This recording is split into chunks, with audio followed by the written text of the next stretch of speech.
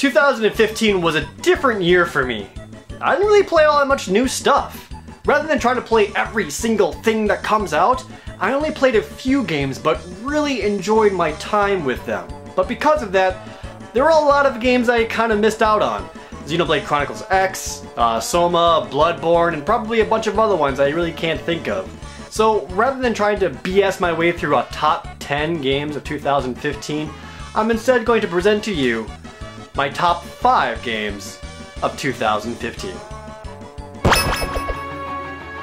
I've talked before about how I hate games like Beyond Two Souls and Heavy Rain and really anything David Cage tries to crap out these days.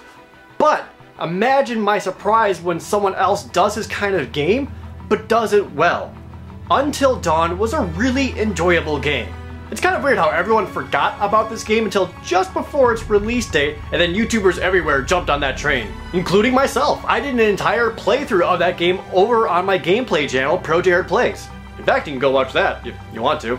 This game had down-to-earth, likable characters, and some characters you hated, and some characters you hated at first, but then they ended up being kinda cool. And since any one of the main characters can die, you end up caring about what happens to each of them, even if some of them totally deserve it. Until Dawn takes that multiple-choice, narrative-driven gameplay, but makes it work within the game itself. Picking up little omen statues that alerts you to danger or possible rewards is a great way to make you think about every decision you're about to do. And as a horror game, I didn't think it was all that scary, but I was scared for what could happen to these characters, and I think that's what really makes it work. I did everything in my power to try to keep every single one of those characters alive. And that wolf, oh my god, he had to live! It's been absolutely fascinating watching the Witcher series start off with the it's alright I guess, to okay, this is kinda good, to an amazing AAA powerhouse that came from a not AAA developer. Everything about Witcher 3 is exactly what happens to a game when you have a developer behind it that really cares about their product. They put so much time and polish and so much free DLC for the game, it's hard not to love it. And the gameplay itself is incredible. It's a fantastic open world RPG.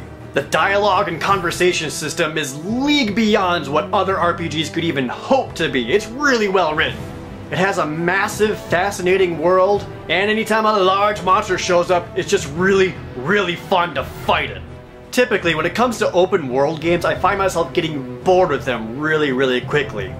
But not with The Witcher 3, and I think that's really telling. In fact, if anything, this is one of those games I wish I spent even more time on, because I feel like I barely scratched the surface. If you want an epic fantasy RPG that truly sets the bar to what open world RPGs should be, you need to play Witcher 3.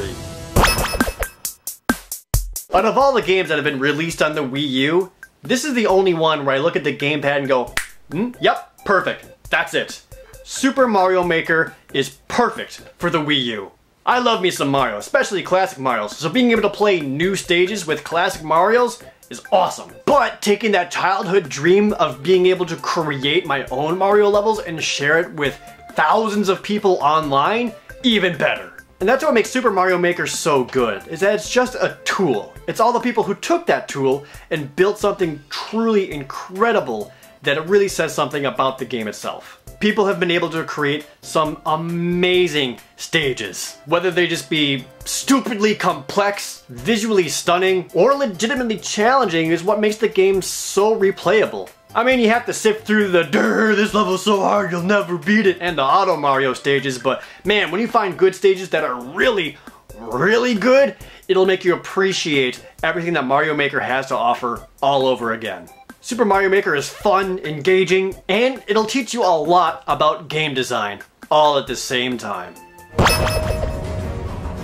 I've made it known in the past that I am a huge Metal Gear fan, and oh my god, Metal Gear Solid 5.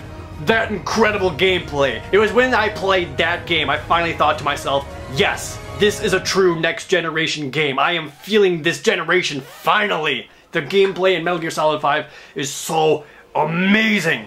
I thought for sure that this was going to be my game of the year, but the story sucks. It sucks really bad. It doesn't suck because Konami didn't let Kojima finish it. It sucks because even if they had everything they wanted in the game, it adds almost nothing to the overall mythos of Metal Gear. The story is worthless. but my god is that gameplay mind-blowing. There's so much variety, so many options, so many little details for you to discover just by dicking around. Metal Gear Solid 5's gameplay is the absolute pinnacle of what you could do with a stealth game. Even if you know nothing about Metal Gear, you can go into this game and have a mind-boggling amount of fun.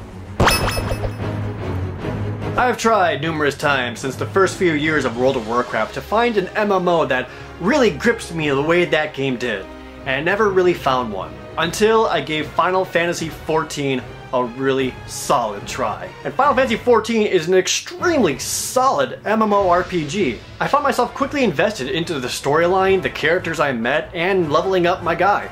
It had a crap ton of content that kept me playing all the way up through the end game. And then this year, its first expansion, Final Fantasy XIV Heavensward, released. And this is an excellent expansion to an already really good MMO. The new classes are cool, the new areas are cool, the new characters and the story elements are awesome, and it has a lot of endgame to it to keep you playing. I'm even more impressed with how frequently they release major patches that add in new additional endgame content, and that's what keeps me coming back. I highly recommend Final Fantasy XIV if you're looking for an MMO to play, because this is one of those few games that I am absolutely okay paying for the monthly subscription cost, because it really is that good. I easily put the most amount of time into this, making it my favorite game of 2015.